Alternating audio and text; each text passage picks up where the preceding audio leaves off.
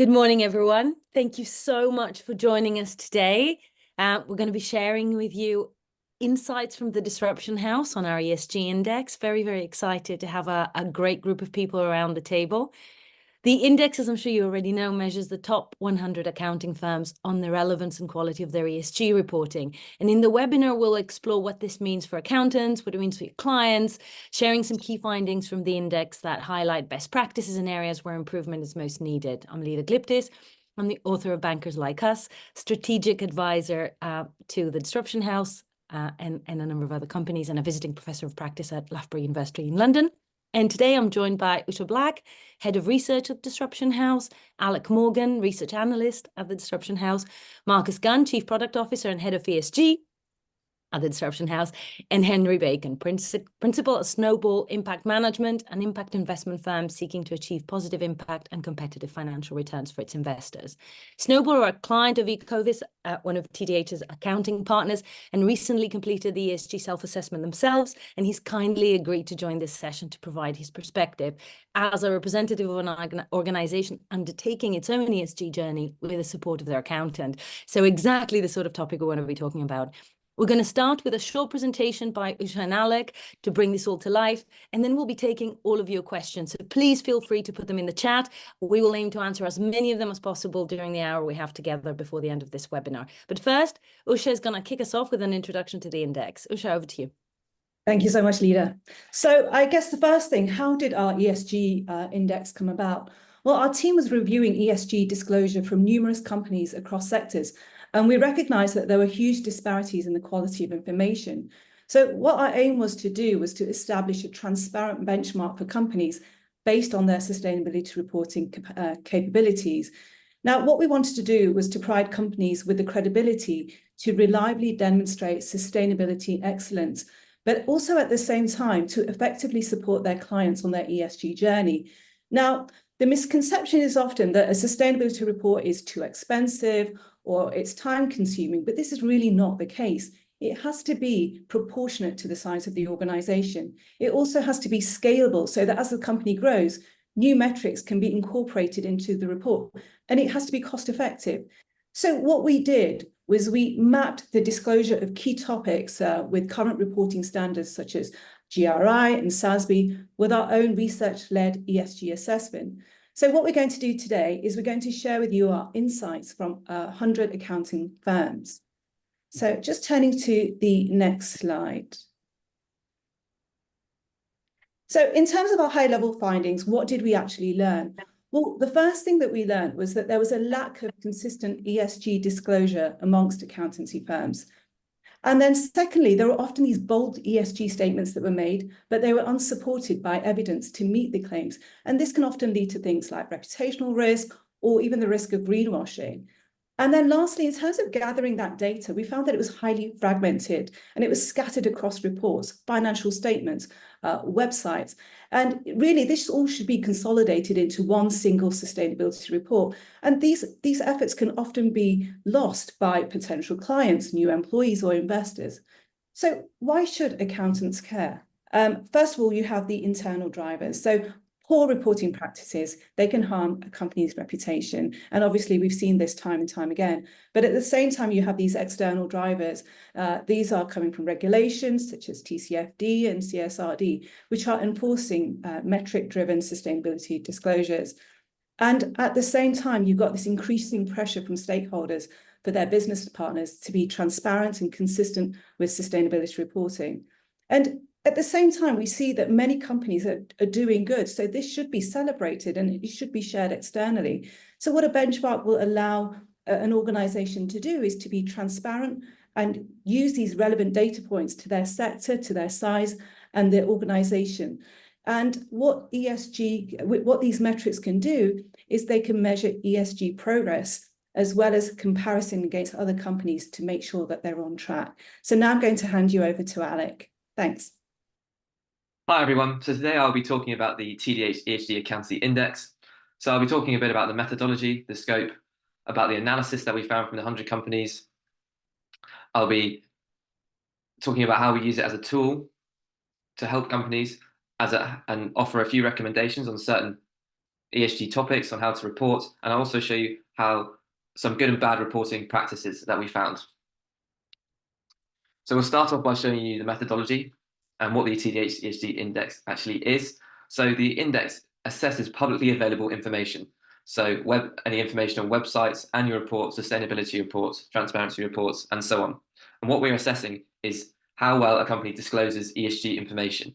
So we're looking at clearly defined data points, metrics, policies, targets, goals, and any alignment that there is with sustainability reporting standards and frameworks. So this is not a performance-based assessment. It is purely based on how transparent a company is being with their ESG disclosures. So we're not looking for how well a company is reducing their emissions. We're looking at if a company does show the correct metrics for disclosure of emissions. So for instance, scope 1, scope 2, or scope 3. We decided to do this because being transparent around ESG is becoming increasingly important because it's separating sustainable materiality from bold and often empty ESG claims that companies are making. So this transparent approach to materiality is improving stakeholder confidence. It reduces the disclosure and greenwashing risk, and also helps prepare firms for incoming legislation and regulation that is looking more and more likely in the current climate, especially if following the EU, Europe's example of introducing CSRD. So the scope of the accountancy index was the 100 largest UK-based accounting firms by revenue, and this gave us a revenue range of 6 million to 5.5 billion. And each company was assessed on exactly the same criteria. So assessed on over 70 ESG metrics, which were then categorized into 22 different topics. And then these topics were separated into environmental, social, governance pillars of ESG. So here we have the 22 ESG disclosure topics. So the topics were chosen from previous research we did, where we assessed over 120 sustainability reports and came up with the most frequently reported topics. We then aligned this to sustainability reporting standards, such as TCFD, SASB, and GRI, and then mapped this to our own TDH ESG survey, which coincidentally aligned to about 80% we were following by to these disclosure topics here. So this is important because it allows us to provide internal and external analysis of companies, and then provide a gap analysis of where companies are falling short in their disclosures compared to what they're doing internally. So this is a bit of information of how we use the index as a tool. So here we have the most high scope analysis of the 3 pillars. So the graph, the chart on the right shows the ESG, the accountancy index benchmark in the environmental, social, and governance pillar. So this is represented by the blue bar here, and the benchmark is the average score of over the whole 100 firms. E, S, and G scores. And this is important because this allows us to see if companies are underperforming or outperforming their peers on the index. So here we can see this example company is outperforming the index in the environment and governance pillar by providing better quality metrics and using better reporting practices. However, you can see that in the social pillar, they are underperforming. And by using this, we can identify that the social pillar is clearly a weakness in this company's reporting practices. So from this, we can then have a more precise breakdown of the company's social disclosures. And by doing so, we can then look into the 7 different social topics and compare this to the sector benchmark. So as you can see, the company here provides good disclosure in a couple topics, but lacks disclosure across the whole breadth of the social pillar. So as you can see, it's a pretty inconsistent approach. And you can see that we can easily highlight areas where there is lack of reporting and lack of use of metrics or policies that are being reported on from the company. And this allows us to give actionable targets for the company to work towards for their next update in disclosures. So now we move on to a bit of the analysis around the benchmark. So here we have a chart on the right that shows ESG disclosure by revenue band. Now this is important because it shows that higher revenues correlate to a higher average ESG score, and therefore are disclosing ESG information using better reporting practices. So they're doing a better job at disclosing their sustainability information. Now this is important because if a smaller company wants to scale up through these revenue bands, then it is important to consider their ESG disclosures must match that of the band. Otherwise, they're going to be outcompeted by their peers. If you're in one of these revenue bands, it's not always the case that you have to be in and around the average. There are cases where there are outliers that significantly outperform their revenues in ESG disclosure. Now, they do this through several means, by carefully choosing their disclosure topics and indicators, clearly targeting their short and medium term goals, and structuring the report specifically tailored to their specific needs and size. So this avoids any unnecessary content that may confuse or mislead the reader. And this is what these red lines represent here, showing even if you are between the 15 to 20 million mark, you can report above that of the 20 to 100 million pound revenue average, and so on and so on. So moving on to this chart here, which is a more detailed version of the chart before, highlighting the top 50 accountants by revenue. So the accountants here are represented by the blue bars, which show their TDH ESG overall score. And then the red line here corresponds to their revenue. And from these two indicators, we can then create the sustainability reporting curve, which is the black dotted line in the middle. Now, this reporting curve is important because it indicates the minimum expected score of a company. So those companies that are below the line are reporting poorly on ESG information because of lack of comprehensive reporting metrics across topics and pillars. They're being vague in their ESG claims, or they're not following reporting standards such as SASB and GRI. Now, this is important because you can clearly see how you are reporting sustainability, whether you are above or below your peers compared to the sustainability reporting curve. So as businesses compete for sustainability related revenues, it is important to show leadership and excellence in knowledge in their performance. And this graph clearly shows how companies are doing that compared to their peers. So this graph is very similar to the one before. However, it is now it is the whole index of 100 accountants. And it now shows companies that do and do not have a sustainability report. So those in orange do and those in blue don't. So you can visibly see how those with higher revenues often are the companies with the sustainability reports. And you can visibly see how those companies with a sustainability report score higher and are placing greater importance on their ESG disclosures. Now, 9 out of the 10 top 10 accountants have a sustainability report. This provides evidence that this is an important asset to have in your reporting, as if it wasn't useful for improving the business or necessary for regulation, then the top firms will not be wasting resources on this report. So now we move on to a bit more on the previous chart. So as we can see from the previous slide, those who consolidate their sustainability info into a report score higher. So disclosing targets and goals in reports helps businesses become more accountable for their actions, giving the company a clear direction on where they should focus their efforts for improvements. Achieving small annual targets helps companies over time reach their overarching sustainability goals. So this is a gradual thing.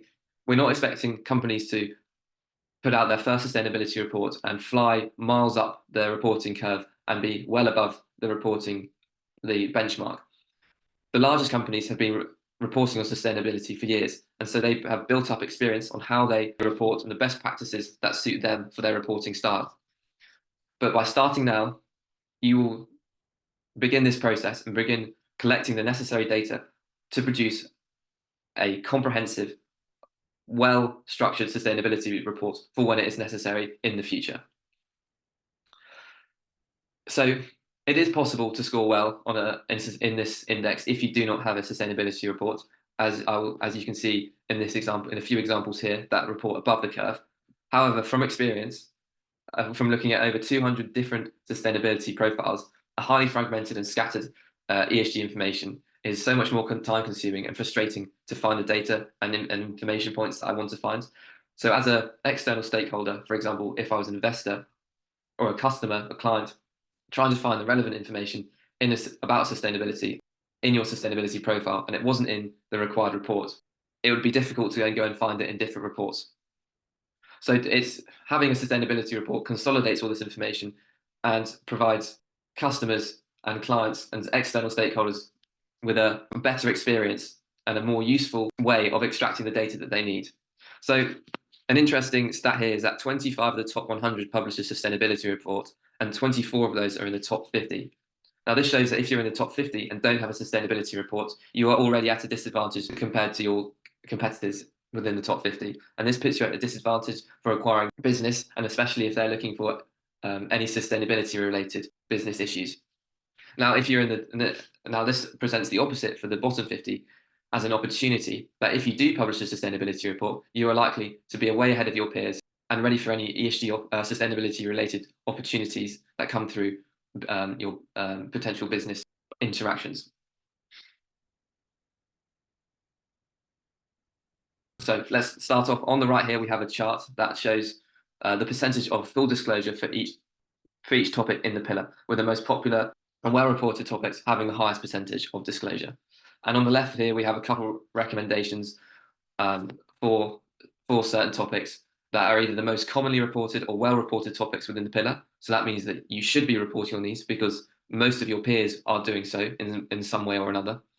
And then an area that is being underreported at the moment, but is likely to either become more important, or it is an area that is being overlooked in sustainability reporting currently.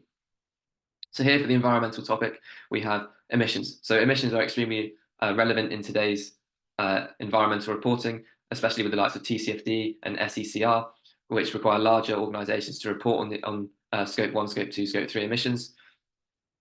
So if you are not doing this as a larger company, then you are at an immediate disadvantage to your peers due to regulation risk. But as a smaller company, if you're not doing this, to competitive disadvantages and at risk of losing out to business compared to your peers, as larger companies who are looking to disclose information on scope 3 emissions will look for smaller partners who already have data on their scope 1 and 2 emissions so that they can then create their scope 3 emissions profile more easily. Now, resource consumption is an area that has been massively overlooked in sustainability reporting, and from potential regulation such as TNFD, it is going to become more and more influential in ESG reporting because regulations are beginning to look at overall environmental impact, not just emissions and climate related impact. So if you want to get ahead of the game and get ahead of the regulations, start disclosing your water consumption metrics and then your waste management processes, such as percentage of waste to landfill or percentage of waste recycled.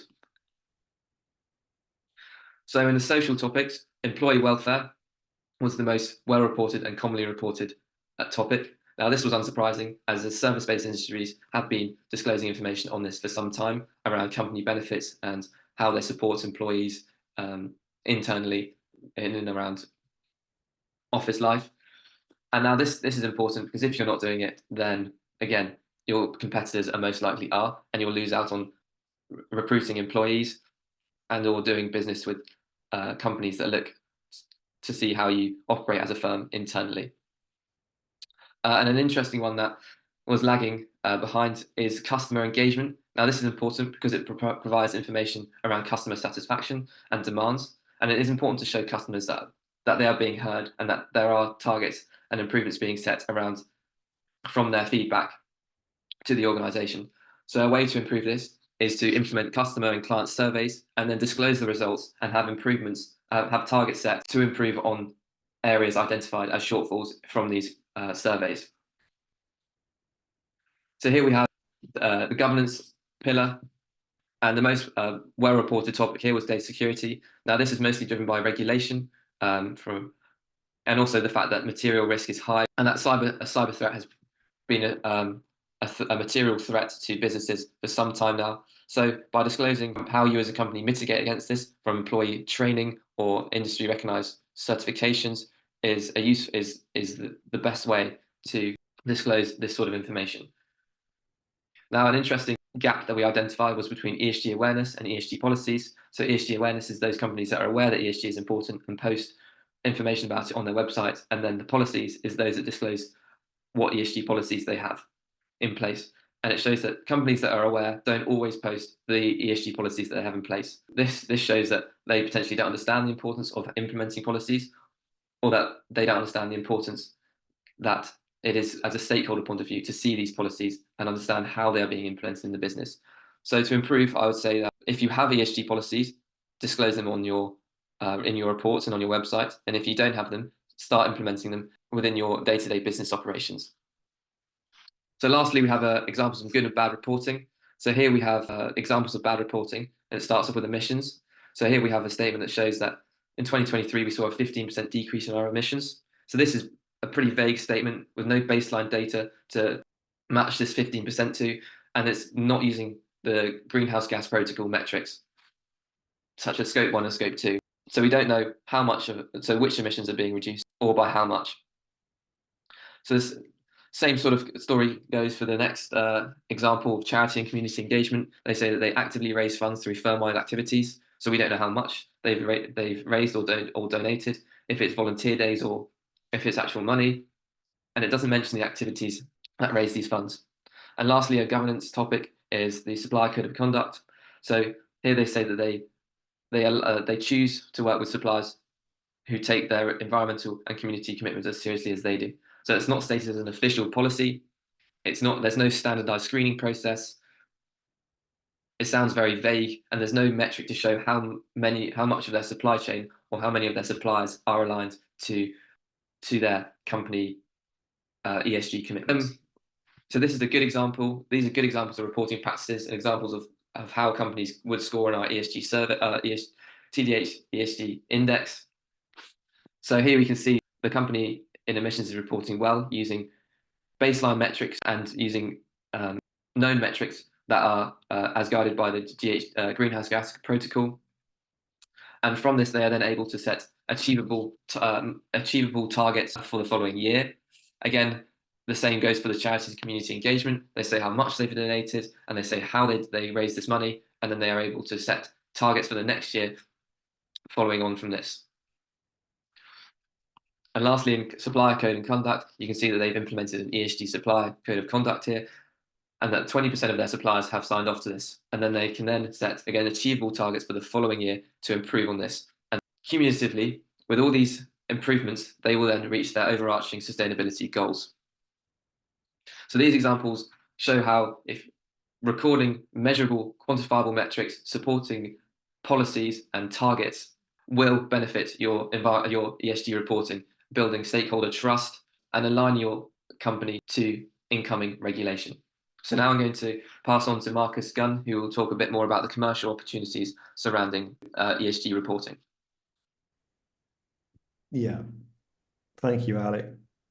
So that's a lot of information to digest, but the main point is that the thrust of the point is that when you're applying sustainability metrics to a process, there is always in the back of your mind the responsibility to think about how this can be used, not just to deliver a strong base for sort of from a compliance perspective or from a regulatory perspective or from a required perspective in terms of your voluntary disclosures. It's what is the opportunity commercially to produce this sort of information. So, and a lot of accountants are now adapting and adopting the sustainability lessons that they've learned in building their own framework and translating that into advisory services through their consultancy arms. And that is an area that is proving to be very beneficial commercially for a lot of businesses. It's where they've learned the ropes over 2 or 3 years. They've been systematic in building a framework that they can understand and that they can deliver back into their client base, as part of a consultancy or an advisory brief. So the company that we spoke to around this, who's managed to sort of prove the point. So our theory is all there. We're seeing it in the execution. But how does this actually translate into real value for you guys as a business is the next step. It's like, do we want to do this because we sort of have to, or do we do this because there's a real opportunity here for us to open new doors, into additional clients, new revenue opportunities? Is there a commercial, opportunity here that we can actually use by being good? It's part of the process. There is, you can make money out of this business over time if you take the right steps and do it in a systematic way. So the company that we've spoken to is AAB. They've sort of executed this well, but they've got a very long history in CSR already, as it was corporate sustainable responsibility, which back in the days was something that people did focus on before it morphed into ESG, responsibility, sustainability, et cetera, et cetera. they were subsequently purchased by a PE firm. So their sort of the footprint they'd created around their sustainability reporting had to ramp up a couple of notches because the demands on them to provide this information were much more obvious. And they had to move more towards evidence-based disclosure. They had to leverage the commercial opportunities that this also presents into their client base. So the need for improved disclosure was there, and they carried it out, with enthusiasm. So one of the questions I asked was, has producing a report also helped deliver, or accelerate your ESG outcomes? Has the physical manifestation of this report really produced the returns or the outcomes that you wanted in terms of your disclosure and your progress and against your goals and targets? And the answer was most definitely yes. Helps them focus on execution, reduce the amount of noise that they create around sustainability because it helps them target the right goals and the right metrics. So the other thing is, has the report produced, any sort of branding opportunities, revenue generation, client interactions, new business opportunities? The answer there, again, absolutely, all of the above. And the fact is that this probably wouldn't have happened unless they had a track record already of sustainability progress, which they can demonstrate over time. Okay, and that's going to be a point we'll probably make a little bit later. But just to move on very quickly, by producing granular and detailed sustainability reporting, the question was really were there any surprises in the feedback? Did they pick up on a lot more inbound traffic? Were people more curious about how they were meeting these particular targets and goals? The answer was they did see a lot more granularity in terms of people's incoming, about the process and so on, which means that there's going to be greater inspection of your sustainability reporting, which goes back to the whole greenwashing issue. It's be sure you know what you're producing, how you're producing it, and what data you're using to demonstrate it. Because if the more granular your information, the more likely it is that people are going to ask you questions about it. And the ultimate question is really, has building a sustainability reporting framework been a good value proposition? Has the report been a good investment? Are you going to publish another one? Or is it something that you just decided that is not a commercial opportunity at all? The answer to that was unequivocally yes. And they're already producing their their fourth report, but it's coming out in a couple of weeks' time. And they're going to be basically doing this in years going forward. They're going to be more focused, and the design is more focused around sort of meeting corporate client sustainability questions. They're going to be able to demonstrate more information. They're going to have new metrics and targets, and they really do show that they walk the walk. So they were also very keen, just as a final point, to emphasize that the 3-year track record of their sustainability reporting has added a lot of value as a competitive advantage, a tool for new business opportunities, and it's become an integral part of supporting their value, in preparation for, further business opportunities. So they absolutely agree that there is a real value in producing sustainability reports. And I think that's probably where I should hand back to Leda and stop talking. No, not at all. And thank you very much for that. And frankly, as I'm listening to you, I can see how this goes absolutely beyond the accounting profession where we're focusing today, because everything you said is absolutely true of every business out there. But Henry, if I may turn to you, and thank you for your patience with us and being with us today. Why was it important to you that your accountant care about this? Why was it important to you and your business that actually in your value chain of partnerships, your accountant leaning into ESG was an important thing? Hi, thanks, Leda. And good to be here. Yeah, I guess as per the introduction, so Snowball is an impact investment firm. So this means we invest in environmental and social solutions. So clearly to us, there's an urgency to act on a range of matters, including emissions, biodiversity, social equity. So we look for aligned business partners and support providers, and this obviously includes our accountants. Regularly, we send questionnaires and carry our independent analysis covering ESG matters. When we onboard with a support provider. So we look at things like ownership, pay structures, policies, waste, greenhouse gas emissions, etc. And I think this is where the disruption house can be very helpful. the fact that they've gone through this process demonstrates a level of commitment. I mean, scores are important, obviously, but kind of the more important thing I think for us is understanding their progress over time. You know, we acknowledge that they might not be perfect, but we like to see progress. And this is kind of a differentiating factor from their peers. So, you know, I think the other thing as well is, you know, our support providers, including our accountants, are part of our value chain and therefore are part of our own business.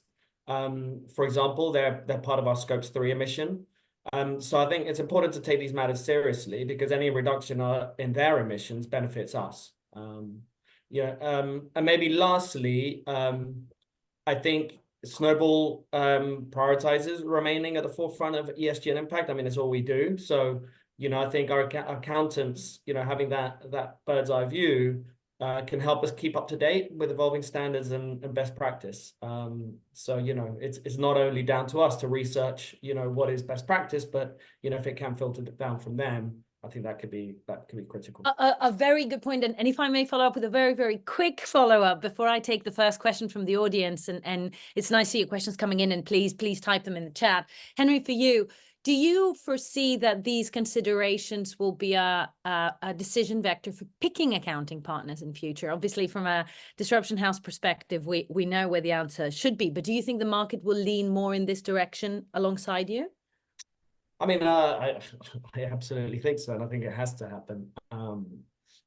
You know, kind of, I think right now it's kind of, there doesn't exist kind of a solution which tells you, you know, okay, these guys are good, these guys are bad, you know. So a lot of it is, you know, like questionnaires, kind of finding out independently how they're doing, and you know, I think if there was a standardized approach, so say the disruption house, you know, hopefully, or you know, that would be a good way to kind of be able to compare apples with apples, right? Rather than, you know, having a whole range of solutions, and then in the end, you don't know who's best or how everyone's doing. A very good point, and a segue actually into the question we have in the chat. I don't know if you did that naturally or you're trying to help me out here. No, I didn't. Having the ability to compare things to each other is valuable. And as you say, apples to apples, but also apples to oranges. One of the questions we have, and I guess it's one for maybe Usha and the Disruption House team, is how do accountant sustainability disclosures and reporting compare to other sectors? Are they ahead? Are they behind? What are we finding? So yeah, I can answer that one. So what we found is that they are currently very similar to financials. So sort of middle of the pack here. We found that industrials and consumer are leading the way, primarily because industrials have been required to do this for a lot longer. They've been, you know, having huge, larger environmental impacts primarily than other industries. So they've been required to report longer. But so our accountants aren't falling behind, but they're not industry leaders. So they're sort of, yeah, sat in the same position as the rest of the financials. Yeah. That just quickly, Leda, that doesn't actually go to suggest that across the sectors, the industrials and others are brilliant. They have had more substantial exposure to sustainability because of the nature of their business. What we have found, though, is that the financials and services industry, whether it's wealth managers, the banks, all the providers of services into those banks, have not grasped sustainability with the same enthusiasm as some of the more sort of manufacturing-based or consumer-based sectors. And as a result of that, they have found that playing catch-up has been one of the main sort of proposals for the going forward. So to be able to not necessarily compete at that level, but also just to be able to compete on a level playing field as a platform between the sectors that are in the service industry. And the accountants themselves are, again, a lot of this is voluntary disclosure, but they are making steady progress. We're definitely seeing that. And I can guarantee that next year, you'll see accountants will have improved their sustainability output even further. So those that have decided not to get action going this year may find themselves actually further behind the curve in the next year or so. And can I stay with that for a second? Because one of the things that we haven't touched on, we've touched on the importance of those numbers and how they link to growth and the commercial opportunities, but the work that goes into having something positive to report is considerable. And you did talk about quite a few organizations that will find themselves playing catch up, and that should be a wake-up call. But can we talk a little bit about the amount of work it takes for the implementation of the right measures for ESG, particularly as to quote Rupert here, the E part takes a long time. So if people who haven't really been leaning into this realize that actually my growth aspirations cross paths with my obligations pretty soon, what should they be thinking about, and what should they be putting in terms of effort so that they don't play catch up, as you rightly pointed out, Marcus? Usha, do you want to take that? Yeah, sure. I think the thing is, it has to be proportionate to the size of the organization. I think when you're a small organization, there are some things that you are already doing. So it's worth already, measuring those factors, using those metrics in place. And then as you grow, you need to start thinking about, okay, what is our sustainability strategy going to look like? And at that point, the E factor does become more important. And that was evident in one of the slides that we saw earlier. So I think it's about sort of taking bite-sized steps so that you can move forward as an organization and start thinking about it as on a holistic level. Think about who you can appoint certain responsibilities to so that they can take that. And, and the first thing, if you're thinking about sort of from an environmental perspective, is to, look at your emissions, for example. And once you start doing that, and I know a lot of people go, well, actually, we're working remotely, but you can actually start, measuring your emissions working from home too. So there are a lot of things that, companies, not only sort of manufacturing type organizations, but service-based companies can do as well to support their sustainability journey. Was there anything else you wanted to add, Marcus? I think I know what Usha said has pretty much summed it up, but I think there's also an important sort of overlay here, and that is, I think as we sort of mentioned a bit earlier, you can't build a sustainability report or platform or disclosure framework in a day, and no business should go thinking that they can. The risks to execution are high. You have to be quite well informed of what you're going to target and how you're going to target it. You have to be quite systematic about the way you go through it, which means taking bite-sized chunks, as Usha was saying, and working on a fully fledged report or disclosure, or strategy over a year or 2 years or even 3 years. We see businesses consistently coming back to us with advances in their disclosure frameworks and asking how they're going to go to the next level.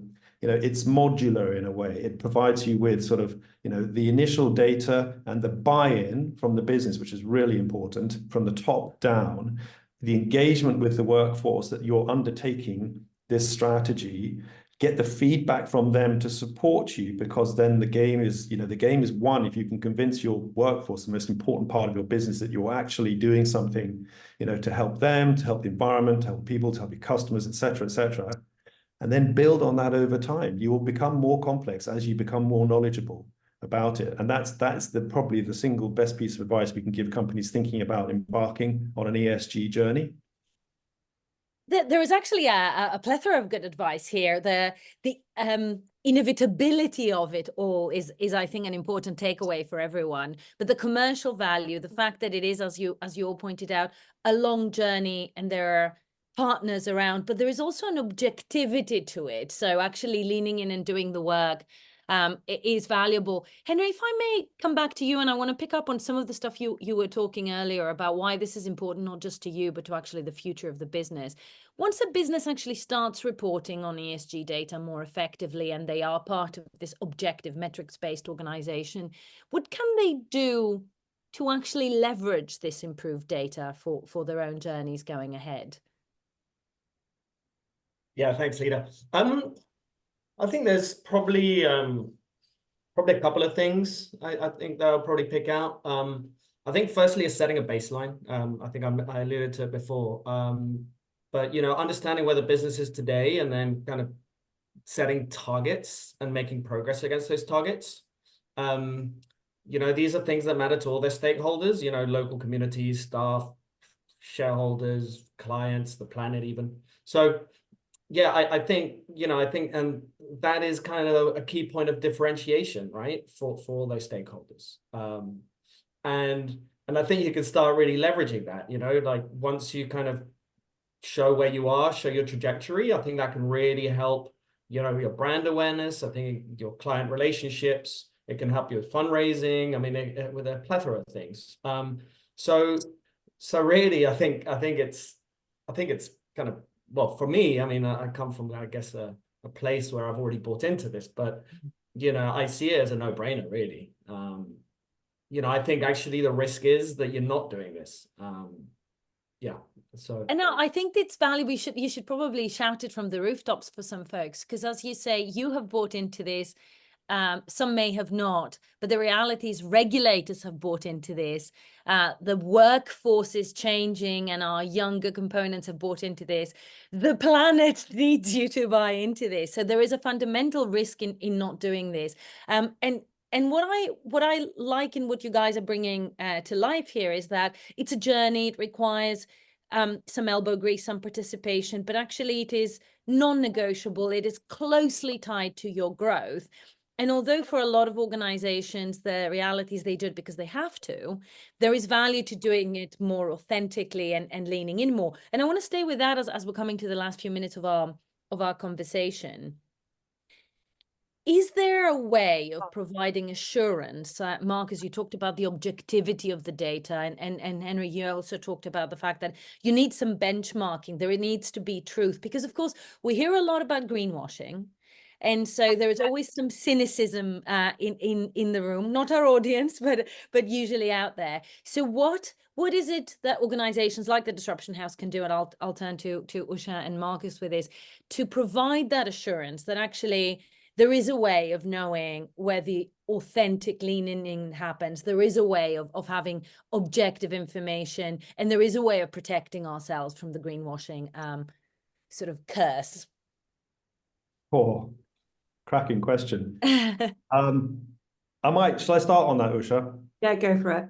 So there's two ways of looking at this. And the first way is the way that 3 years ago, most of the companies we were engaging with were interested in, and that was, if we provide information into a sustainability report that we think is useful, but we have no benchmark against which to compare it because the information is not that readily available, how do we know we're reporting against the right thing? There was an enormous amount of subjectivity to this as well. And it became very transparent very quickly that if you don't, you're being encouraged to start the journey by putting out what you can.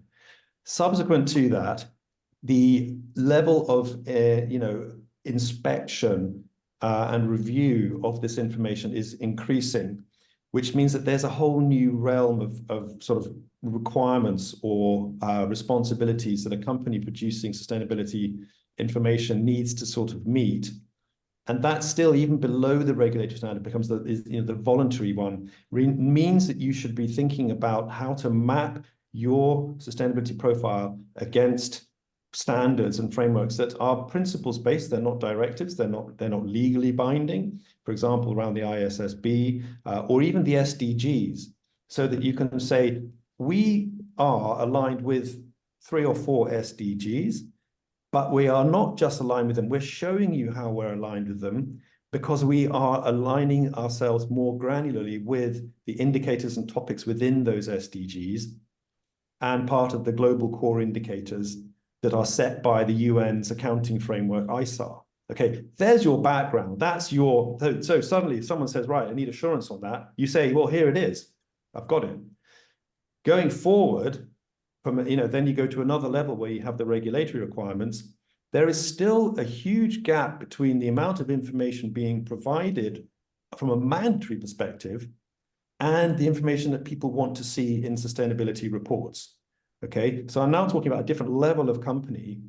But that sort of assurance is emerging through, obviously, through accountants are in absolutely the prime sort of sweet spot for this, through limited and reasonable assurance going forward, maybe using ISSA 5000 or something like that, where they have a blueprint for the information they're looking for, and they can make sure and validate it that it is in the right place, and that the company is providing that level of information at the right point. So I'll hand over to Usha just to follow up on that. But genuinely, think of it in two buckets: the non-regulatory bit, where you can use frameworks like ISB or GRI or SASB, which are all beginning to merge anyway, and then the regulatory bit, and think about how you as a business can provide the services that companies are looking for, in the assurance industry, which is going to grow exponentially from about 2027, 2028. A lot of companies will fall in line or fall into reporting requirements, especially outside and into Europe. That's another level of conversation I'm very happy to have, but I'll hand over to Usha. Thanks. Yes, so actually just a small bit to add to that. I mean, this providing data is now a recurring theme, and it's not going away. So companies will be expected to consistently provide that data going forward. So it doesn't really benefit a company to lie initially. And the other thing is, people do want to see that incremental improvement. So, doing that, providing that data on a year-on-year basis does enable you to do that. So in essence, there are the checks and balances within an organization where they need to show that they're being honest as well, because it does catch up eventually. I think we should have that on t-shirts, that this will all catch up eventually. We're sadly coming to the end of our time, so I wanted to turn to you, Henry, on any parting thoughts, any observations on the back of our hour of some digital challenges, but a lot of insight and a lot of very, very useful information. I mean, I'll keep it brief. I think just get going. I think kind of that should be the message. I think there is a risk of falling behind, but I think you're doing the right thing by just getting started. And I think we found it as well. When you start working out what your emissions are as a firm, it can appear to be like a very daunting task, kind of where do I start? But actually there's a lot, there's a lot of resources out there. There's quite a lot of knowledgeable people now. So I think it's just a matter of getting started. The Disruption House is very helpful for that. So yeah, just get started on your journey. That would be my message. I think the combined voices of everything I've heard and everyone I've heard today is pointing towards an increased sense of urgency. It's the right thing to do. It's a required thing to do. To quote Usha back at her, it's not going away, and it's not just work for you. There is a competitive advantage to this, and it will also, as Henry rightly pointed out, color the way people choose to work with you. And one of the things we didn't even talk about today, but is a big piece of what we're seeing, is it will change not just supplier conversations, but actually recruitment conversations, because people care, and that's delightful to see. So competitive reasons, regulatory reasons, decency reasons are all pointing in the same direction. The good news is help is at hand, as Henry did our own advertising for us. And I know that you were bombarded with a lot of information from the research that the Disruption House has been doing. So we would love to take any questions you have. The team will be happy to engage offline and share more with you about the work and the thinking behind it. Henry, Usha, Alec, Marcus, thank you so much for being with us, and everyone in our audience. Thank you for tuning in, and I'm sure there will be more in the weeks and months to come. Thank you. Thank you very much. Thank you, Leda. Thank you. Cool.